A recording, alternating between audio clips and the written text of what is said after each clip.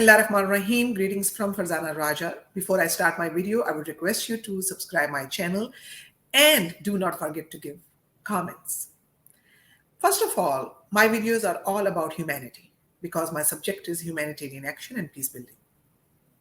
I cover most of the adverse world's conflicts and humanitarian crisis and lessons for those countries who are facing challenges about their political unrest, economic unrest in their countries.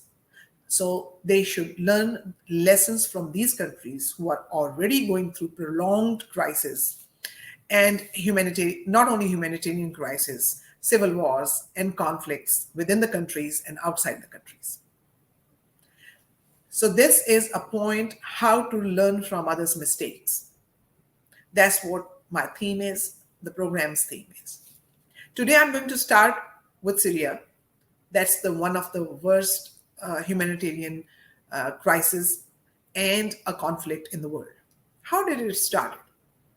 If we go back and look in the history, when Bashar al-Assad, the President Bashar al-Assad, took over in 2000 after his father Hafiz's death, took over the country's command. Most of the pro-democratic forces in the country, civil society, they started protesting against it and they demanded resignation from him. Unfortunately, this intensified the situation in the country, and government tried to suppress the voice of people forcibly.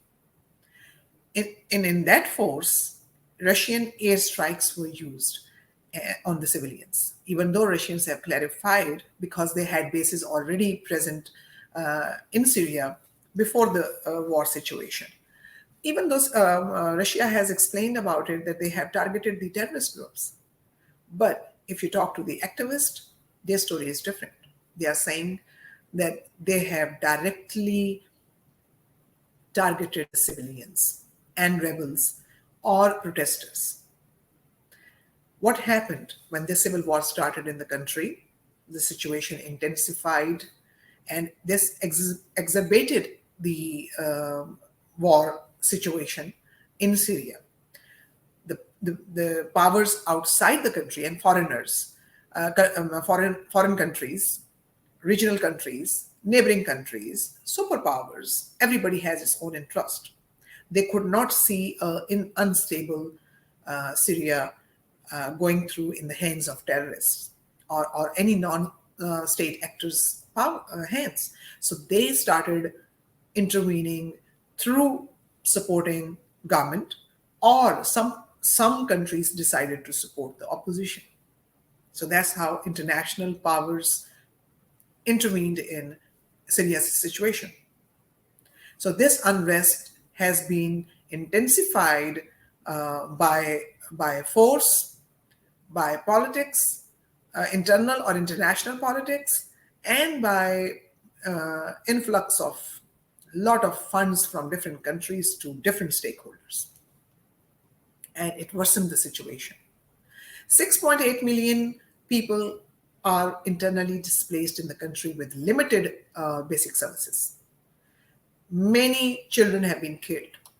More than 300,000, according to the UN reports, more than 300,000 civilians have been have sacrificed their lives. Or they are. This is the death toll. This is the collateral damage, I would say, in this situation. So who is going to face the ultimate? Who has faced ultimately? The people of Syria. They are the big stakeholders and they are the big losers. Half of the country's population, which was 22 million, had to leave their homes. They had no place to live. Some are, as I told you, 6.8 million are in the shelters, and some flee to the neighboring countries. So these type of crises, we have to learn from that if it was resolved within, the international powers were not invited to bomb the civilians in their own country. then situation would have been different. Even though United Nations Commission is trying their best to bring all the warring parties on and all stakeholders on the table to some conclusion to have free and fair elections in Syria. But with my political vision and my background, I don't see this is happening very soon. But we can see the changes are coming into place. Regionally, Saudi Arabia has its own interest, even though they did not talk to and they did not support to Bashar al-Assad for last 10 years. But now everybody's trying to see this and then trying to find out the solutions. Hopefully, we pray and hope that we get some positive solutions out of it. But this is a point where those countries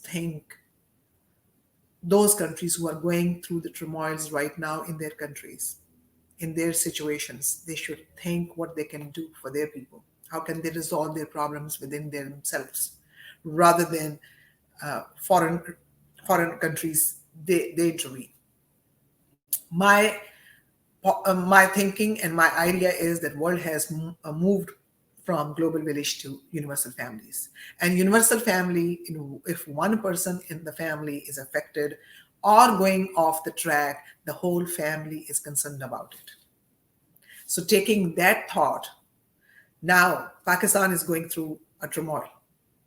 Pakistan is facing challenges in economic stability and political crisis.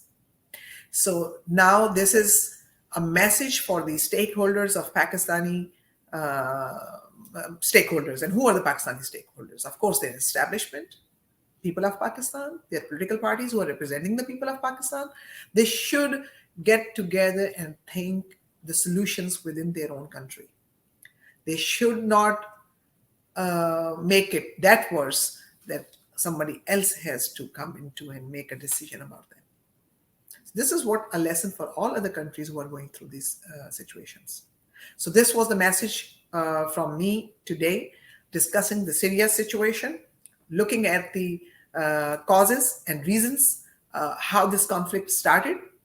And same way, I will bring another story for another country in my next video, and then finding a lesson and a message from there for those countries who can learn before they reach to that edge of a conflict and a humanitarian crisis.